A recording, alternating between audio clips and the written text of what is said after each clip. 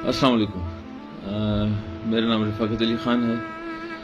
मैं वज़ीर आला, corps commander, chief justice, IG Balochistan, इन सब से मैं अपील करना चाह रहा हूँ कि ये उमर आगा, सरवर आगा और इनका ग्रुप है पूरा, एक 15-20 लोग हैं।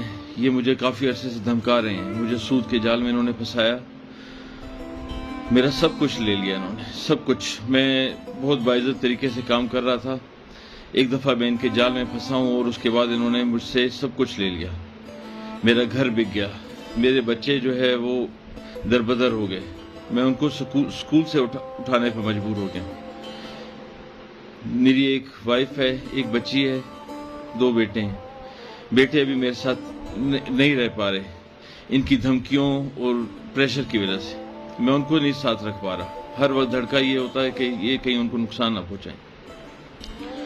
अभी हालात ये हैं कि ये सब कुछ करने के बावजूद भी ये लोग चाह रहे हैं मुझसे और पैसे निकलवाएं किसी भी सूरत। इसी सिलसिले में उन्होंने मुझ पर 2 FIRs कर दी जिनका हकीकत से कोई ताल्लुक नहीं है।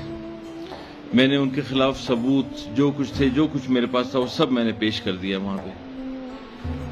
इसके बावजूद अब ये मुझ पर एक और इल्ज़ाम लगा के मुझ पे और दबाव डालने की कोशिश कर रहे हैं। मैं वज़ीर आला, corps commander, chief justice, IG Balochistan सबसे अपील कर रहा हूँ, मेरे पास और कोई रास्ता नहीं बचा। मैं अगर ये इसमें कामयाब हो जाते हैं, मुझ पर FIR करा देते हैं, तो उसके बाद मेरे पास सिवाय खुदकुशी के अपने बच्चों के साथ मैं कुछ नहीं कर पाऊंगा और कोई रास्ता नहीं है मेरे पास। ये इतने बासर लोग हैं, ये हर तरफ से मुझे धमका रहे हैं, धमकियां दे रहे हैं। मैं आपसे अपील करता हूं वज़ीर आला से कि इस मामले को देखें,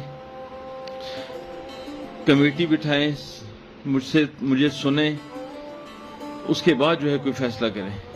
मगर इनके दबाव से, इनके प्रेशर से, इनके रसूख से मुझे बचाएं। मैंने बहुत दरखास्तें पहले भी भेजी हैं, बहुत दरखास्तें भेजी मगर सुनवाई नहीं हुई।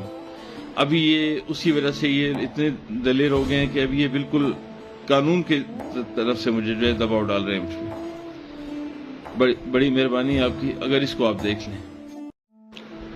अस्सलाम वालेकुम। मेरा नाम रफ़ाकत अली ख़ान है। मैं वज़ीर आला, corps commander, chief justice, IG Balochistan, इन सब से मैं अपील करना चाह रहा हूँ कि